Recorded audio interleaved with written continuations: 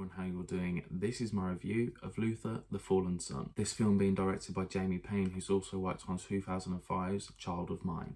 This film having a top casting of Idris Elba, Andy Serkis, Cynthia Erivo, Tony McCarthy, Dermot Crowley, Hattie Moran, and Michael Smiley. A serial killer terrorizes London as Detective John Luther sits behind bars. Haunted by his failure to capture this serial killer, he then decides to break out of prison and stop him by any means necessary. When I first found out that they were making this film, I was so excited to see Idris Elba reprise this role as John Luther. Unfortunately, this film is nothing like the series. The series is so much better than this film. The series went into more depth and detail because there was more time to produce a better storyline, and to be honest, this is where this film went wrong. The film lacked its dark, gritty intensity that the series has, and yes, it had a few good graphic moments, but it was built up and then really let down. A big problem with this film is that it didn't feel original and it recycled many elements of other films. They tried to make this film more of a superhero movie than a detective story. I think it's just because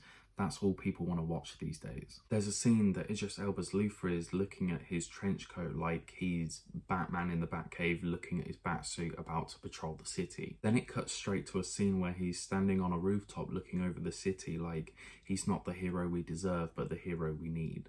The biggest issue with this film is how little it resembles an actual film. It feels more like a 6 to 8 episode series than an actual movie just because of how stop-start every scene feels. The beginning of the film felt really rushed as well, making it feel like some scenes were actually missing from this film. The only part about this film that is great, of course, is Idris Elba. He gave a solid performance despite the weak material, but unfortunately he couldn't save this film from being just some more Netflix garbage. Andy Serkis also stood out as the serial killer, and although his performance was really good, I couldn't see past the questionable and quite distracting wig that he had on. It's crazy how that actually got into the film. It kind of felt like he was wearing it because he lost a bet to someone. Although this film seems slow and longed out at times, it's Idris Elba that keeps you interested.